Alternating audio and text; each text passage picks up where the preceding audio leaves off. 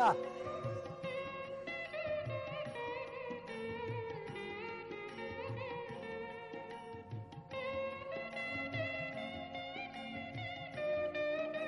Father রিগন যশোরে থাকাকালীন নারীর ক্ষমতায়ন ও নারী শিক্ষার প্রতি মনোযোগী হয়ে ওঠেন গভীরভাবে। তার প্রত্যক্ষ অনুপ্রেরণায় গড়ে ওঠে সমাজের বহু নারী। এদের কেউ কেউ আজ সমাজে প্রতিষ্ঠিত ও অনুকরণীয় সমাজসেবী হিসেবে পরিচিত, যারা দারিদ্র্য বিমোচন, নারীর ক্ষমতায়ন, মানবাধিকার ও সুবিধাবঞ্চিত মানুষের জন্য কাজ করছেন প্রতিনিয়ত।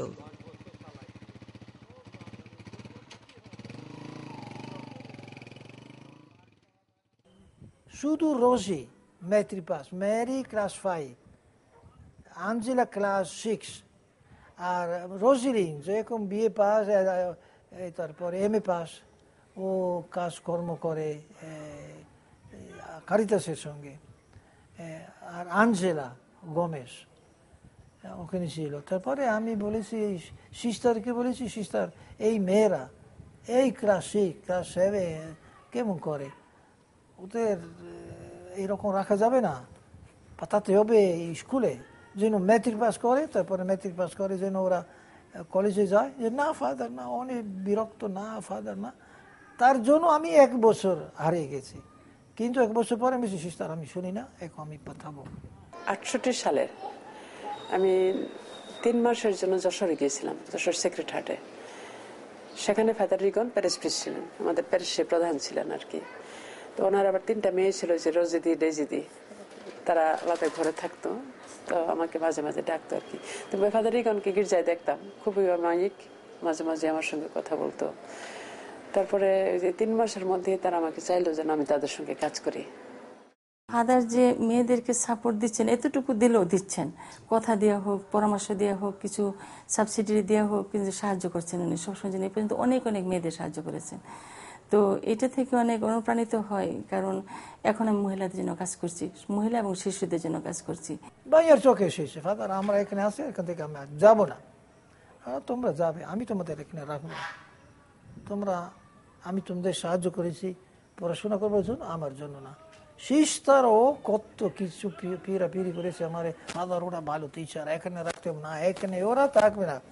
এখন আমি পৌঁছে দিয়েছি, পড়াশোনা করেছি, আমি ওদের আর কোনো দায়িত্ব নেব না, চলে যাও। আর ফাদারের কাছে গেলাম প্রথমে, ওখান থেকে মানে যশোর থেকে গেলাম ওনার কাছে আগে বানিয়ারচরে। বানিয়ারচরে যখন গেলাম তখন ফাদার আবার কয়েক মাস থেকে আমরা ফাদারের কাজকর্ম দেখে ফাদার আবার আমাদের বললেন যে তোমরা এখানে থেকো না, তোমরা যে উদ্দেশ্য নিয়ে এসছো সেই উদ্দেশ্যে তোমরা খুলনায় যাও। তারপরে ওরা গেছে খুলনা। ওরা কি করেছে শুনেছি যে কালিশপুরে বিহারি বিধবা আছে। তোমরা জানো যখন যুদ্ধ শেষ হয়েছে, বাঙালি অনেক বিহারি মেরে ফেলেছে, আর ওখানে গিয়ে ওরা 300 বিধবা, বিহারি বিধবা পেয়েছে। ওখানে ওদের সঙ্গে বসেছে, বসতি ওখানে যেখানে বসে ওরা ওখানে গেছে, ওর বাদের সঙ্গে জীবিত মানে জীবন যাপন করতে আরম্ভ করেছে ওদের সঙ্গে।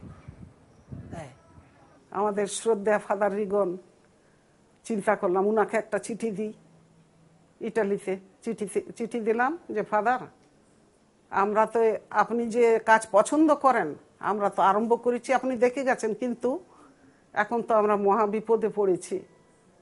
300 মহিলা, বিধবা মহিলা নিয়ে আমরা কাজ করছি, কিন্তু জায়গা নাই, যদিও একটা পেয়েছি কিন্তু ভাড়া দিতে হবে, কি করব। ফাদার খুব তাড়াতাড়ি টেলিগ্রামের মতো উত্তর পাঠিয়েছে যে খবরটা বন্ধ করো না, খুব সুন্দর কাজ মা, এই কাজ বন্ধ করো না, আমি খুব খুশি আছি, আমি আমার ভাই ফ্রান্সিসকো, বোন আনুনসিয়াতা, আমার আত্মীয় স্বজন, আমার বন্ধু বান্ধবদের দিয়ে তোমাদের আমি সাহায্য করব, যাতে তোমরা এগিয়ে যাও, বন্ধ করো না। তা আমরা আশা পেলাম যে ফাদার করবে। ওখান থেকে ফাদার এত আশা দিলেন যে আমরা মেয়েদের নিতেই আছি। নিখুঁতভাবে আমরা যদি চিন্তা করি, প্রত্যেকটার ভিতরে ফাদার রিগন আছে না। একটা ছেলে যখন মানুষ হলো, একটা পরিবারের জন্য কত বড় একটা বিরাট দান। এইরকম রাজ্জাকের মতো আরো অনেক রাজ্জাক যারা আজকে সুখী পরিবারে মেয়েরা সুন্দরভাবে বিয়ে হচ্ছে, তাহলে ওরা কিন্তু বুঝতে পারছে না তাদের পিছনে কে আছে। ফাদার রিগন, যে ফাদার রিগন এত সাহায্য করেছে, ডাইরেক্ট ইনডাইরেক্ট উনি সর্বদা সকলের পিছনেই আছেন।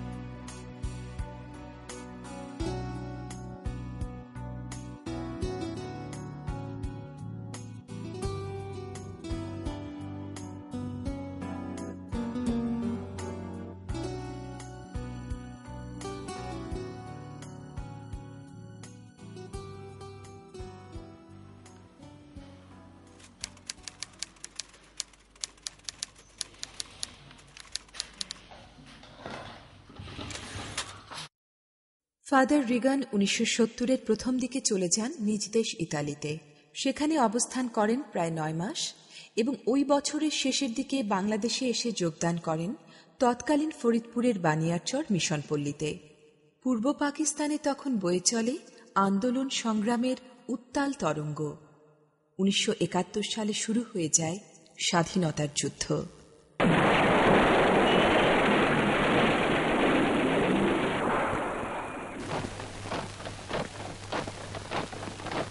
ফাদার রিগান 8-10 জন বাঙালির মতো জড়িয়ে পড়েন মহান মুক্তিযুদ্ধে। নিজের জীবনের ঝুঁকি নিয়ে বাঙালির সঙ্গী হলেন মানবতা আর ন্যায়ের মূলমন্ত্রে। প্রত্যক্ষ করলেন পাকিস্তানি হানাদারদের হাতে ক্রুশবিদ্ধ মানবতা। নিপীড়িত ও যুদ্ধপীড়িত স্থানীয় মানুষের আশ্রয় ও ভরসার নাম যেন হয়ে ওঠে ফাদার মারিনো রিগন। যুদ্ধপীড়িত আর যুদ্ধাহত মুক্তিযোদ্ধাদের গোপনে চিকিৎসার ব্যবস্থা করেন তিনি। তার মানবপ্রেমী তৎপরতায় বানিয়াচর মিশন পল্লী যেন হয়ে ওঠে বিপন্ন মানুষের নির্ভরযোগ্য আশ্রয়স্থল।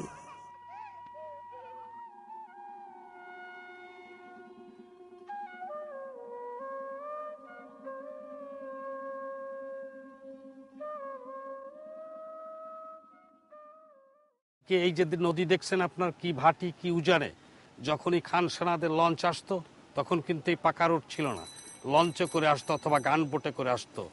যখনই তাদের শব্দ শুনতেন তখন উনি দূরবীক্ষণ যন্ত্র দিয়ে ওইটা দেখতেন, এবং যখনই দেখতেন যে খান সেনারা লঞ্চে বোঝায় তখন উনি নিজে গাউন পরতেন, সেই ওনার সেই পাদ্রির পোশাক, এবং ওই যে দড়ি বাঁধতেন, এবং উনি গির্জার ঘণ্টা বাজাতেন। আমাদের এলাকায় সংকেত ছিল, ফাদার বলে দিতেন যখনই আমি দেখব যে খান সেনারা এই এলাকায় আক্রমণ করার জন্য আসছে তখন আমি গির্জার ঘণ্টা বাজাবো, তখন আপনারা যে যার যেদিকে পারেন সেদিকে আত্মরক্ষার জন্য ছুটে যাবেন। আমরা ছোটবেলায় এই গির্জাঘরের মধ্যে অবস্থান করতাম। পাশে যে ডিসপেন্সারি, এই ডিসপেন্সারিতে অনেক অনেক লোক ছিল। আমার এখনো মনে পড়ে সেই দৃশ্য, অনেক লোক। এবং আমাদেরকে ভিতরে রেখে আমরা শুধু প্রার্থনা করতাম, হে ঈশ্বর রক্ষা করো, সৃষ্টিকর্তা রক্ষা করো আমাদের, ওদের হাত থেকে রক্ষা করো। ফাদার রিগন এই রাস্তা দিয়ে হেঁটে বেড়াতেন। আসলে পাকিস্তানি একটু ভয়, কারণ ওরা একজন দেখে মারত, গুলি চারত, বাস। সেজন্য যখন ওরা গ্রামে গ্রামে যেত, আগুন লাগাতো, তারপরে যখন মায়ের চোখে হয়েছে, আমি ওদের মোকাবেলা ওদের সাক্ষাৎ করতে গিয়েছি। হ্যাঁ, সামনে ছিল কাঁপতেন। আমিও বলেছি, শোনো, এখানে আপনি কোনো গুলি চারবে না। মুক্তিযুদ্ধ প্রবল হলো, ভারত থেকে অস্ত্র আমদানি করার জন্য আমাদের উপর চাপ আসলো, এবং বিভিন্নভাবে গোপন পথে রন্ধ্রপথে আমরা ওই লঞ্চ নিয়ে গিয়ে অস্ত্র এনে সেটা মুক্তিযুদ্ধের ক্যাম্পে আমরা সাপ্লাই দিতাম। এই তো মিশনের যে 4টি লঞ্চ ছিল, একটির নাম ছিল মুক্ত বাংলা, একটির নাম ছিল সংগ্রামী বাংলা, একটির নাম ছিল স্বাধীন বাংলা, একটির নাম ছিল সোনালী বাংলা। কেন, কি জন্য, কিভাবে ফাদার তার এই সোসাইটির মাধ্যমে এই লঞ্চগুলোর এত সুন্দর নামকরণ করলেন, এটা এক ঈশ্বরই জানেন আর তিনিই জানেন। বিমানে এসেছে, গুলি ফেলেছে ওখানে, আমার জন্য একজন আহত হয়েছেন, এবং লঞ্চও গুলি খেয়েছে, যার জন্য লঞ্চকে আমি রক্তাক্ত বাংলা নাম দিয়েছি। আর 25 মার্চ আমরা আরেকটা লঞ্চ তৈরি করতে আরম্ভ করেছি, আমাদের লোক ওখানে করত, এবং সেই লঞ্চ আমরা নেমে দিলাম জলে, নদীর জলে 16ই ডিসেম্বর, ঠিক যখন আন্দোলন আরম্ভ হয়েছে, যখন আন্দোলন শেষ হয়েছে, জয় বাংলাদেশে জয় করেছে, সেখানে সেইটা নাম দিয়েছে স্বাধীন বাংলা। তারপরে তৃতীয় মুক্ত বাংলা, চতুর্থ আর পঞ্চম হয়েছে সোনালী বাংলা। তো 14 জুলাই ওরা আক্রমণ যখন করে, তখন আমিও আমার কিছু মুক্তিযোদ্ধা নিয়ে ওদের প্রতিরোধ করি। সে প্রতিরোধ যুদ্ধে পাক বাহিনীর 158 জন মারা যায়। আমার বীর যোদ্ধা মকবুল হোসেন ওখানে শহীদ হয়। আমার মুখে গুলি লাগে, আমার গুলি বাম পাশ দিয়ে লেগে ডান পাশের চলে নিচ দিয়ে বেরিয়ে যায়, জিহ্বা দ্বিখণ্ডিত হয়ে যায়। আমার সমস্ত মুখ দিয়ে, নাক দিয়ে, চোখ দিয়ে রক্ত ঝরতেছিল। কিন্তু আমি যুদ্ধ পরিচালনা এবং যুদ্ধ করেই গেছি আরো প্রায় 18 মিনিট। এরপরে পাক বাহিনী পরাজয় বরণ করে।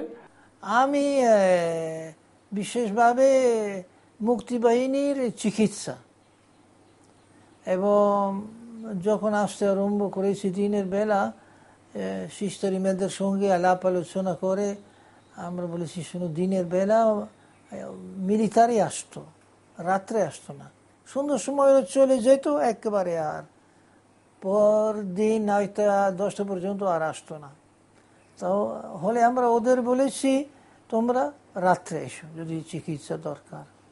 এই গুলি খাওয়ার পরে এখন একটা কথা হলো যে ভালো ট্রিটমেন্টের প্রয়োজন, কিন্তু আমি যদি ভারতে চলে যাই তাহলে এই দলটা তছনছ হয়ে যায়, দলের নেতৃত্ব দেওয়ার মতো কেউ থাকে না, মুক্তিযুদ্ধ হেমায় বিলুপ্ত হয়ে যায়।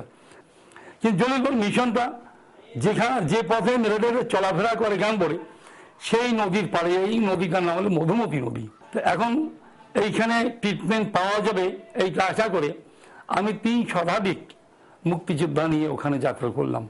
যাওয়ার পরে ফাদার রিগনের সঙ্গে আমার এই প্রথম সাক্ষাৎ। একদিন সকালে এসেছেন উনি, একটা র্যাফিক একটা গুলি মেরেছে, কি জানি এখানে মেরেছে, সব খুলে দিয়েছে, মুখ খুলে দিয়েছে, আর ভিতরে কোনো দাঁত নেই, কিছু নেই। তারপরে ওরা ডাক্তার আর সিস্টার ইমেলদা